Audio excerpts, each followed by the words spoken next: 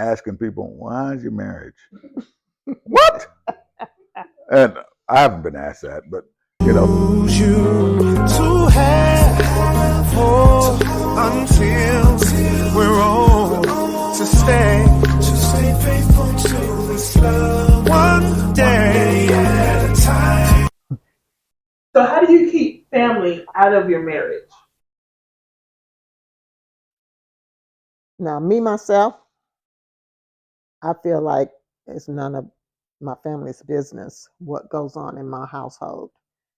Unless we've been out with family and something happened or something like that. But personally, things between us is things between us. Um, because that's how a lot of stuff gets started, because when I'm angry and I go tell my sister and then she's like, well, Gary, such and such and such. No, that won't be happening because me and Gary done made up by then, so it's no reason to go and tell, the rest of the family anything that's going on in your household. That one saying, what goes on in this house stays in this house. And that's pretty much the way it should be with your relationship. Family don't need to be in that because, and people in general give so many mixed messages and they want to tell you just how to do it their way. Mm-mm.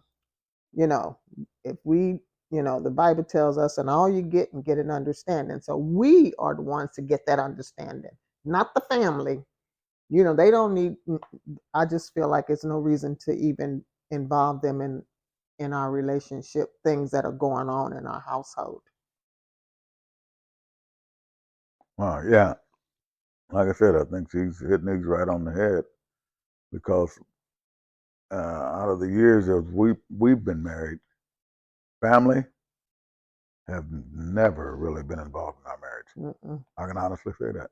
We ain't ever had issues with a family member coming in trying to divide our marriage or not trying to divide, even giving their opinion Right. about not, and I say that on my house personally. And if it has happened on her half, she hadn't told me that. So Right. I don't know anything about that.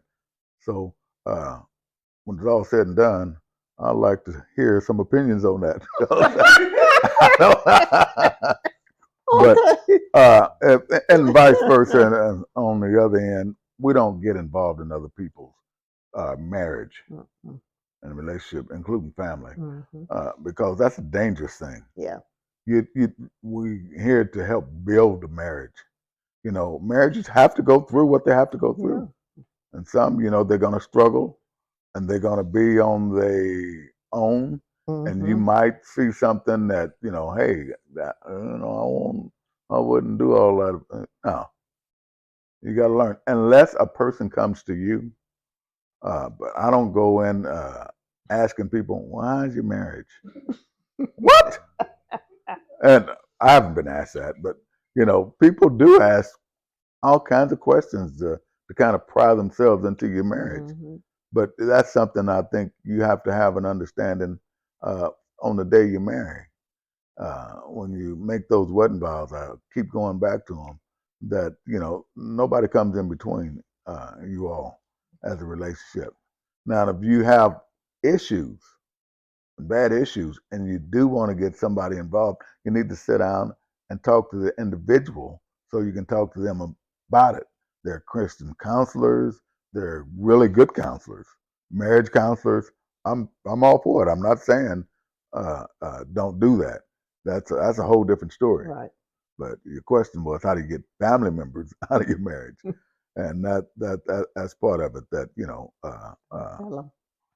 yeah, well, yeah, you don't go spouting off every issue that happens in your household because they'll give you their opinion on it. Regardless if you're just talking.